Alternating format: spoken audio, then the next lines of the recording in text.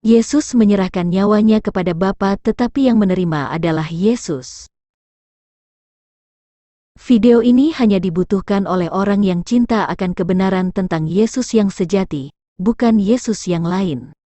Sebab banyak teolog-teolog palsu yang mengajarkan tentang Yesus tetapi ajarannya tidak menjiwai seluruh perkataan Yesus tentang dirinya, hanya berdasarkan beberapa ayat saja. Walaupun pendapatnya kontradiksi dengan pernyataan Yesus di ayat yang lain, tetapi mereka tetap ngotot dengan menunjukkan ayat lain yang seakan-akan mendukung pendapatnya, padahal mereka yang tidak memahaminya. Orang yang cerdas dan jujur, jika ia menemukan ayat yang kontradiksi dengan pemahamannya, maka ia harus mereview kembali pendapatnya, bukan mempertahankan pendapat lama. Kalau Yesus datang dari Bapa, tentulah sebelumnya ia berada di dalam Bapa, bukan dari tempat lain. Seumpama saya disebut datang dari Medan, berarti saya sebelumnya berada di Medan, bukan dari kota lain. Dan jika Yesus dikandung dari Roh Kudus, tentulah ia berasal dari Roh Kudus, dan yang disebut Roh Kudus adalah Allah sendiri, yaitu Bapa, bukan dari roh yang lain. Jika Yesus disebut firman Allah yang telah menjadi manusia, bukan berarti tubuh Yesus itu sebagai pikiran dan perkataan Allah, tetapi setiap kehendak dan perkataan Yesus itulah yang disebut firman Allah. Lalu tubuh Yesus itu apa dan dari mana?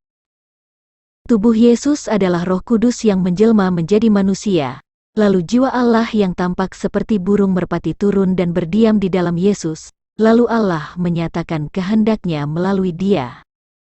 Bukankah semua yang hidup memiliki tubuh dan kehendak? Apakah kehendak dapat dilakukan tanpa tubuh? Allah melakukan segala sesuatu melalui wujudnya, yaitu Roh Kudus, dan Roh Kudus ini telah datang sebagai manusia. Dalam video ini hingga beberapa video ke depan masih tetap membahas tentang siapa Yesus yang sejati. Sebagai orang Kristen haruslah mengenal siapa pribadi Yesus yang sesungguhnya, tidak cukup melakukan hal-hal yang baik saja, sebab agama lain juga mengajarkan perbuatan yang baik. Jangankan agama, setan dan penjahat pun bisa berbuat baik. Penipu datang bukan dengan menunjukkan kejahatan, tetapi datang dengan menunjukkan kebaikan. Pada video ini saya akan mengkaji tentang Yesus menyerahkan nyawanya kepada Bapa, tetapi di sisi lain Yesus berkata bahwa ia menyerahkan nyawanya untuk menerimanya kembali. Kajian ini tidak terlepas dari perkataan Yesus yang berkata bahwa ia datang dari Bapa dan akan kembali kepada Bapa. Milik Bapa adalah miliknya, meminta kepada Bapa di dalam nama Yesus, melihat dan mengenal Yesus adalah melihat dan mengenal Bapa. Yesus dan Bapa adalah satu, dan lain-lain. Yesus berkata, Lukas 23 ayat 46, lalu Yesus berseru dengan suara nyaring, "Ya Bapa, ke dalam tanganmu kuserahkan nyawaku," dan sesudah berkata demikian ia menyerahkan nyawanya. Pada ayat ini, Yesus yang mati sebagai manusia akan menyerahkan nyawanya kepada Allah, yaitu Bapanya, di mana dia berada sebelumnya. Pada saat Yesus berkata demikian adalah ketika ia sebagai manusia, dan tentu semua nyawa manusia akan kembali kepada Allah sebab nyawa manusia berasal dari Allah. Setelah Yesus mati sebagai manusia, tentu ia akan kembali ke asal-usulnya, yaitu Roh Kudus, dan yang disebut Roh Kudus adalah Allah, yaitu Bapa, bukan yang lain.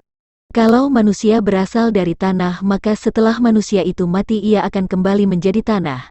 Tetapi tidak terjadi seketika, tentu melalui proses pembusukan, lalu menjadi tanah. Tubuh manusia yang mati sekitar seminggu, jika tubuhnya dibedah, mungkin organ tubuhnya masih utuh, masih berbentuk, tidak langsung berubah menjadi tanah. Perubahan tubuh Yesus ke dimensi roh tentu tidak terjadi seketika ia mati, sebab Yesus bukan manusia jadi-jadian, tetapi 100% berubah menjadi manusia di dalam rahim manusia. Tetapi tubuh kebangkitan Yesus sudah menunjukkan ciri-ciri masuk ke dimensi roh, sebab tubuh itu dapat menghilang dan dapat muncul di ruangan yang sudah dikunci. Jika Anda mengerti penjelasan saya barusan, kematian dan kebangkitan yang bagaimana yang dialami Yesus? Dan berdasarkan 1 Petrus 3 ayat 18 dikatakan bahwa Yesus bangkit menurut roh, bukan menurut daging, tetapi tidak ada mayat yang tertinggal di dalam kubur. lalu tubuh Yesus itu kemana? Bukankah ini sebagai bukti jika tubuhnya akan kembali ke wujud semula, yaitu berwujud roh? Yesus berkata, Yohanes 10 ayat 17, Bapa mengasihi aku, oleh karena aku memberikan nyawaku untuk menerimanya kembali. Bagaimana maksud dari ayat ini?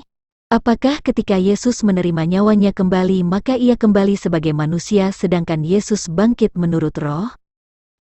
Kalau Anda mengatakan Yesus adalah Tuhan dan Allah, bukankah Tuhan atau Allah adalah roh, dan bukan seorang manusia? Yesus sendiri sudah berkata bahwa ia datang dari Bapa dan akan kembali kepada Bapa, dan kembalinya kepada Bapa tentu bukan sebagai manusia tetapi sebagai roh, yaitu Roh Kudus, sebab Allah adalah Roh Kudus. Oleh karena itu, kebangkitan Yesus dari dalam kubur bukan kebangkitan secara daging tetapi menurut roh, karena ia sendiri berasal dari Roh Kudus yaitu Allah, pribadinya, dan dialah yang berada di situ sebelumnya yang datang ke dunia sebagai manusia. Hal ini terbukti ketika Yesus mengutus Roh Kudus. Yohanes 15 ayat 26, Jikalau penghibur yang akan kuutus dari Bapa datang, yaitu roh kebenaran yang keluar dari Bapa, ia akan bersaksi tentang aku. Berdasarkan ayat ini, bahwa yang mengutus Roh Kudus dari Bapa adalah Yesus. Jika pribadi Bapa bukan Yesus, di mana pribadi Bapa tersebut, mengapa bukan Bapa yang mengutus Roh Kudus keluar dari dirinya sendiri? Jadi, yang menerima nyawa kemanusiaan Yesus adalah Yesus sendiri ketika sebagai Bapa. Sebab Yesus mati sebagai manusia maka ia akan kembali kepada Bapa, dan semua nyawa manusia yang mati akan kembali kepada Yesus. Di Yohanes 14 ayat 6-10 Yesus berkata, Kata Yesus kepadanya, Akulah jalan dan kebenaran dan hidup, tidak ada seorang pun yang datang kepada Bapa, kalau tidak melalui aku. Sekiranya kamu mengenal aku, pasti kamu juga mengenal Bapa-Ku. Sekarang ini kamu mengenal Dia dan kamu telah melihat Dia. Kata Filipus kepadanya, Tuhan, tunjukkanlah Bapa itu kepada kami, itu sudah cukup bagi kami. Kata Yesus kepadanya, Telah sekian lama aku bersama-sama kamu Filipus, namun engkau tidak mengenal aku, barang siapa telah melihat aku, ia telah melihat Bapa. Bagaimana engkau berkata, tunjukkanlah Bapa itu kepada kami? Tidak percayakah engkau bahwa aku di dalam Bapa dan Bapa di dalam aku?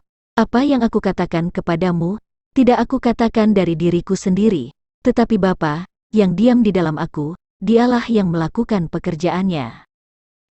Kalau Anda memahami Yohanes 14 ayat 6-10 dengan benar, sangat jelas terlihat bahwa yang dimaksud dengan Bapa adalah Yesus sendiri di dalam kemuliaannya, bukan pribadi yang lain. Yesus tidak pernah mengatakan bahwa Bapa bukan Dia, tetapi secara tidak langsung Yesus mengakuinya, tetapi dengan cara yang berbeda. Dengan gaya bahasa yang sama, Yesus juga melakukan hal yang serupa, misalnya Matius 27 ayat 11, lalu Yesus dihadapkan kepada wali negeri, dan wali negeri bertanya kepadanya, Engkaukah raja orang Yahudi? Jawab Yesus, Engkau sendiri mengatakannya. Lukas 22 ayat 67, katanya, Jikalau engkau adalah Mesias, katakanlah kepada kami, jawab Yesus, sekalipun aku mengatakannya kepada kamu, namun kamu tidak akan percaya. Lukas 22 ayat 70, kata mereka semua, kalau begitu, engkau ini anak Allah, jawab Yesus, kamu sendiri mengatakan bahwa akulah anak Allah. Matius 18 ayat 19-20. Dan lagi aku berkata kepadamu, jika dua orang daripadamu di dunia ini sepakat meminta apapun juga, permintaan mereka itu akan dikabulkan oleh Bapa-Ku yang di sorga. Sebab di mana 2 atau 3 orang berkumpul dalam namaku, di situ aku ada di tengah-tengah mereka. Apakah Anda tidak dapat memahami Matius 18 ayat 19-20 tersebut?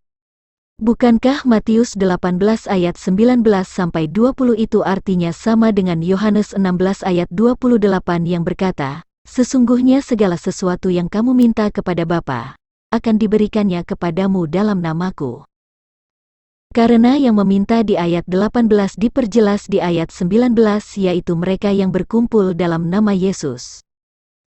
Sebenarnya banyak perkataan Yesus yang mengisyaratkan bahwa pribadi Bapa itu adalah Dia, tetapi karena Yesus datang sebagai manusia untuk menggenapi seluruh yang tertulis di kitab Musa, kitab para nabi dan Mazmur, maka Ia merahasiakan siapa dirinya ke banyak orang. Nah, jika Anda tidak percaya bahwa pribadi Bapa itu adalah pribadi yang bernama Yesus, berarti Anda lebih parah daripada Filipus.